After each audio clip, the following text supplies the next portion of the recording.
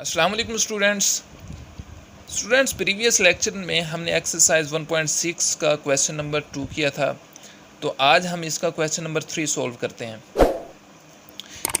Statement इसकी read करते हैं कि two sides of a rectangle differ by 3.5 centimetre, find dimensions of rectangle if its perimeter is 67 centimetre.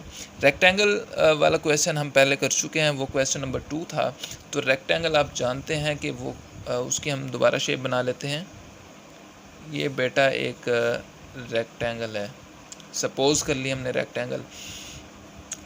अब उसकी जो लेंथ है उसे हम सपोज़ कर लेते हैं कि वो x है, और जो उसकी विड्थ है उसे हम y सपोज़ कर लेते हैं। आपने यहाँ लिख भी देना है कि let x is length of rectangle and y is width of rectangle। अब बेटा आप स्टेटमेंट की तरफ गौर करें तो उसमें कहता क्या है, टू साइड्स, ये दो साइड्स हैं x और y, डिफ़र कर रही हैं बाय 3.5 सेंटीमीटर। डिफरेंट का मतलब होता है कि डिफरेंस है उनके दरमियान, यानी x minus y is equal to, difference कितना है, इज़ इक्वल टू 3.5 सेंटीमीटर। ये हमारे पास फर्स्ट इन्फॉर्मेशन आ गई। सेकंड इन्फॉर्मेशन क्या है इसमें, find dimensions of rectangle if its perimeter is 67 centimetre. Perimeter के बारे में पहले भी बता चुका हूँ आपको कि लेंथ और विड्थ को ऐड करने से जो मेजरमेंट हमारे पास निकलती है उसे पेरीमीटर कहते हैं। अब इसमें लेंथ क्या हमारे पास x है और विड्थ y है, तो इन्हें ऐड करें यानी x और y के, तो हमारे पास मेजरमेंट क्या है इधर 67 सेंटीमीटर। ये सेकंड इन्फॉर्मेशन आ गई। आप देख, बिल्कुल इजी था ये क्वेश्चन हमारे पास। अब ये बिल्कुल शेप वैसे बन गई जैसे हमारे पास फर्स्ट क्वेश्चन में ऑलमोस्ट 8 पार्ट्स दिए हुए हैं, बिल्कुल वैसे बन गया। आपने करना क्या है, सबसे पहले मैट्रिक्स ऑफ इसमें से कोएफिशिएंट बनाने हैं, फिर मैट्रिक्स ऑफ अननोन बनाने हैं जो कि x और y हैं, फिर इक्वल के दूसरी साइड पर हमारे पास मैट्रिक्स ऑफ कॉन्स्टेंट्स हैं। तो आपकी मर्ज़ी है, आप क्रैमर रूल से उसे सोल्व करें या इन्वर्स मेथड से। तो आंसर आपने सिर्फ x और y का निकालना है, तो वो आपकी मर्ज़ी है। बेटा फोर्थ क्वेश्चन की स्टेटमेंट हम रीड कर लेते हैं। The third angle of an isosceles triangle is 16 degree less than the sum of two equal angles. Find three angles of triangle. अब इसमें एक नया वर्ड यूज़ हुआ है बेटा, आइसोसेलेस ट्रायंगल क्या होती है। सबसे पहले तो आपको इसका पता होना चाहिए। आइसोसेलेस ट्रायंगल बेटा ऐसा ट्रायंगल जिसके दो एंगल्स इक्वल हों, ऐसा ट्रायंगल जिसके दो एंगल्स इक्वल हों उसे आइसोसेलेस ट्रायंगल बोलते हैं। ये देखें आप, ये हमारे पास एक ट्रायंगल है, ये आइसोसेलेस ट्रायंगल है बेटा। इसके ये देखें आप, दो इक्वल एंगल्स हैं, आप इन्हें x का नाम दे दें, लेट कर लिया हमने x है, ये ठीक हो गया। अब उसने कहा the third angle of an isosceles triangle is 16 degree less than the sum of two equal angles. Third angle जो है हमारे पास, उसने थर्ड एंगल का जिक्र किया इधर, तो थर्ड सपोज कर लेते हैं कि y है, ठीक हो गया। अब स्टेटमेंट को गौर से समझिए। वो कहता है कि अगर इन दो एंगल्स के सम में से 16 डिग्री लेस कर दें, मतलब पहले तो आप लेट कर लें, यहाँ ये स्टेटमेंट आपने लिखनी है यहाँ पे, जैसे मैं लिखता हूँ कि let x is one of equal angles and y is other angle या third angle. According to statement,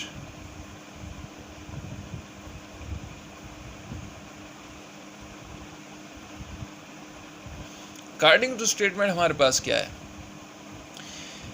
कि अगर इन दो एंगल्स के सम में से इन दोनों का सम करें तो 2x बनता है, इनके सम में से 16 डिग्री लेस कर दें तो जो नया एंगल बनता है वो हमारे पास हमने y सपोज किया है। ये हमारे पास फर्स्ट इंफॉर्मेशन आ गई। इसको रीराइट करें अगर हम, 2x y लेफ़्ट साइड पर आएगा तो माइनस का हो जाएगा और ये राइट साइड पर जाएगा -16 तो प्लस का हो जाएगा। ये इक्वेशन 1 आ गई। ठीक हो गया। अब बेटा इसमें हमारे पास सेकंड इन्फॉर्मेशन गिवन नहीं है, नहीं दी हुई। सो सेकंड इन्फॉर्मेशन हमें खुद पता होगी। यहाँ से जब एक आपको ट्रायंगल दी गई है तो आपको पता होना चाहिए कि एक ट्रायंगल के तीनों एंगल्स को जब ऐड करते हैं तो उसका जो सम अप होता है वो 180 डिग्री होता है। ये आपको पता होना चाहिए। अब तीनों एंगल्स इसमें कौन कौन से हैं, x प्लस y। ये देखें, ये x और ये y, इसका जो ये इक्वल होते हैं 180 डिग्री के। x और x 2x plus y is equal to 180। ये आपके पास सेकंड इक्वेशन आ गई। ये देखें फर्स्ट इक्वेशन ये आपके पास आ गई और ये आपके पास सेकंड इक्वेशन, वही शेप बन गया आपके पास। आपने सिंपली करना क्या है, मैट्रिक्स ऑफ कोएफिशिएंट बनाने हैं, फिर मैट्रिक्स ऑफ अननोन जो कि आपके पास x और y हैं और इक्वल के दूसरी साइड पर आपके पास 16 और 180 है। ये आपके पास मैट्रिक्स ऑफ कॉन्स्टेंट्स हैं। तो आपने सिंपली जस्ट आप क्या कर सकते हैं कि क्रैमर रूल से भी सॉल्व कर सकते हैं और इन्वर्स मेथड से भी, वो आपकी मर्जी। आपने सिंपली x और y की वैल्यूज़ फाइंड करनी है। जब आपके पास x और y की वैल्यूज़ आ जाएं तो आप अगर x की मतलब एक वैल्यू ये आती है तो उसकी वैल्यू ये भी होगी। अगर इसका आंसर 5 आता है तो इसका आंसर भी 5 ही होगा। इनके आंसर जब आ जाएंगे, अगर आप उन्हें ऐड करते हैं तो आप देख सकते हैं कि वो उनका जो रिज़ल्ट आएगा वो 180 डिग्री ही होगा। आप चेक कर लीजिएगा। तो बेटा 5 क्वेश्चन की स्टेटमेंट है, one acute angle of right triangle is 12 degree more than twice the other acute angle, find the acute angles of right triangle. अब इसमें एक्यूट एंगल एक नई टर्म यूज़ हुई है। अब इसका पता होना चाहिए आपको। ऐसा एंगल जो ग्रेटर देन 0 डिग्री हो और लेस देन 90 डिग्री हो उसे एक्यूट एंगल कहते हैं। क्या कहा मैंने, ऐसा एंगल जो 0 डिग्री से ज़्यादा हो और 90 डिग्री से कम हो, this is called acute angle. Right triangle बनाते हैं हम। ये हमारे पास है एक राइट ट्रायंगल जिसमें एक एंगल 90 डिग्री का होता है बेटा। अब उसने एक्यूट एंगल का जिक्र किया तो ये हमारे पास फर्स्ट एक्यूट एंगल है और ये अदर एक्यूट एंगल है। इसको x का नाम दे लेते हैं। ये x is the first acute angle and y is the second acute angle. तो हम इधर लिख लेते हैं जो हमने किया। Let x is first acute angle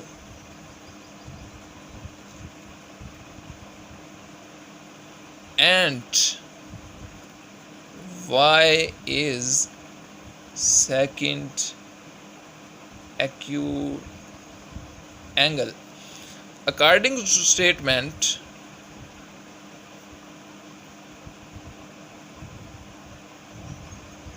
statement के मुताबिक हमें क्या पता चल रहा है बेटा। फर्स्ट इंफॉर्मेशन हम इसमें से देखते हैं क्या है पड़ी। वो कहता है कि one acute angle of right triangle, one acute angle हमने जो फर्स्ट एक्यूट एंगल है वो लेट किया है x। आगे देखें, कहता है इज़ 12 डिग्री मोर देन, मोर का मतलब आ गया, मोर आ गया तो मतलब है कि प्लस हो रहा है वन एक्यूट एंगल में, then twice the other acute angle. कहता है कि one acute angle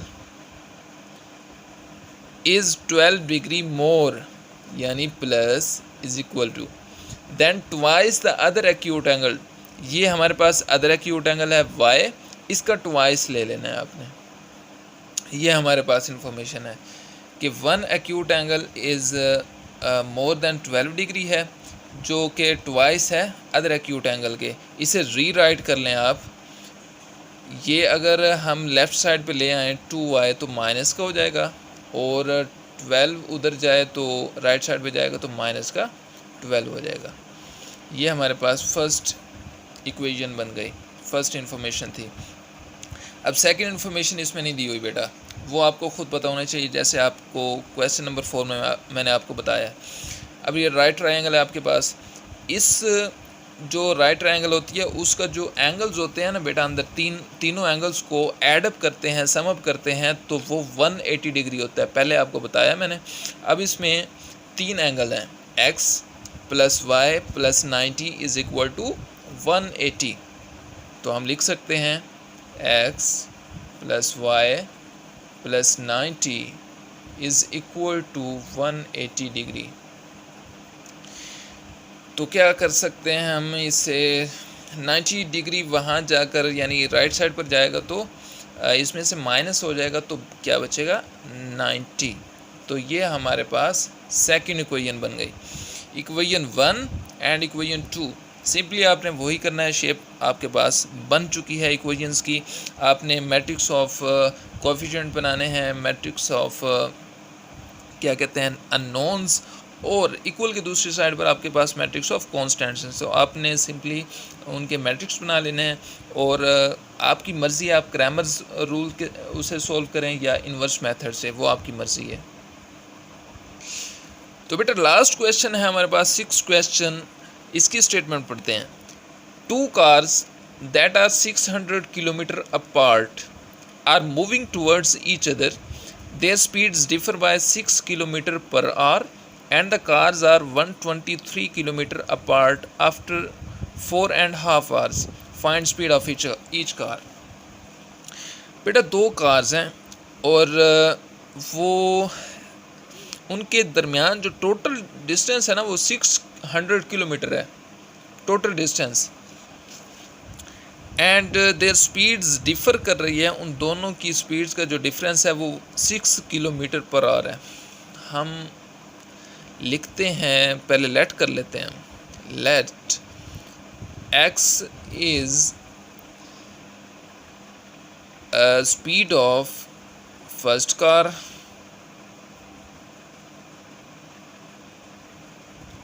and y is speed of second car। बेटा गौर से समझिएगा, अगर आपको स्टेटमेंट समझ आ गई तो आप क्वेश्चन इजीली सॉल्व कर सकते हैं। अब इसमें वो कहता क्या है, अकॉर्डिंग टू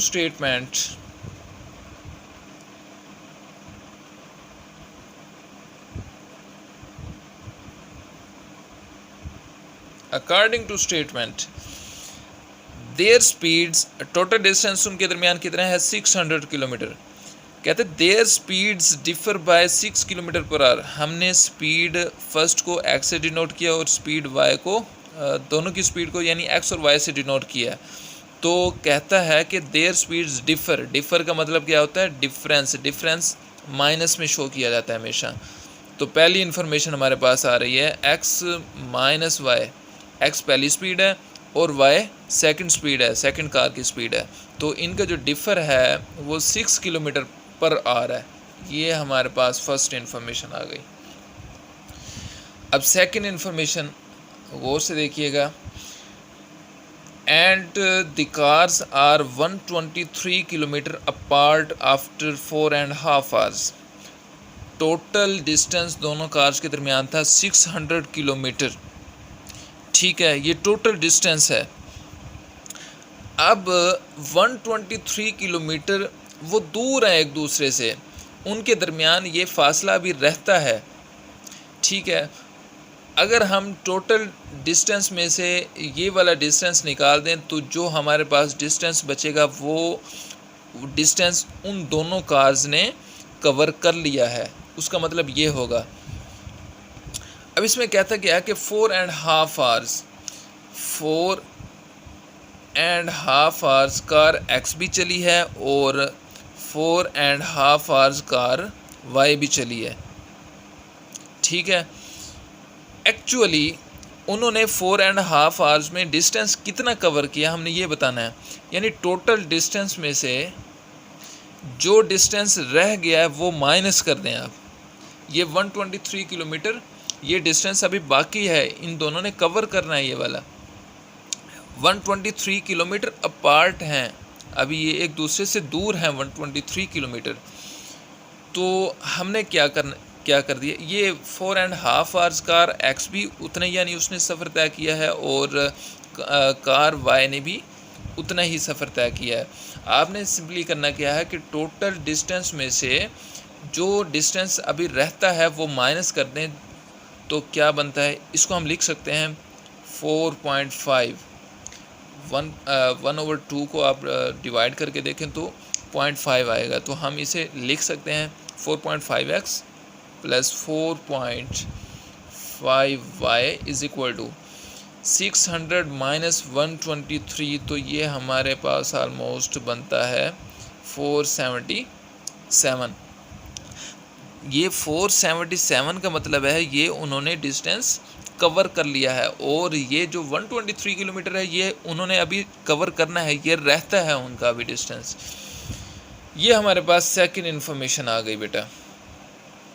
आपने वही देखें, आपके पास इक्वेशन 1 भी आ गई, इक्वेशन सेकंड भी आ गई। तो आपने सिंपली मैट्रिक्स ऑफ कोएफिशिएंट बनाने हैं, मैट्रिक्स ऑफ अननोन्स, फिर matrix of constants.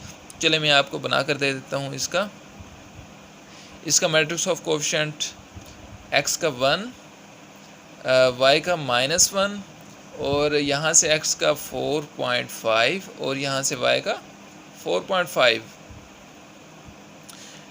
Matrix of unknowns हमारे पास x और y हैं इज़ इक्वल टू, उसके बाद मैट्रिक्स ऑफ कांस्टेंट्स इसका 6 है और इसका 477।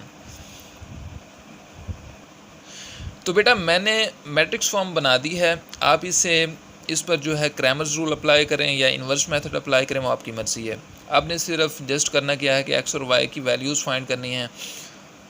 इस एक्सरसाइज के साथ हमारा जो चैप्टर 1 है वो कंप्लीट हुआ।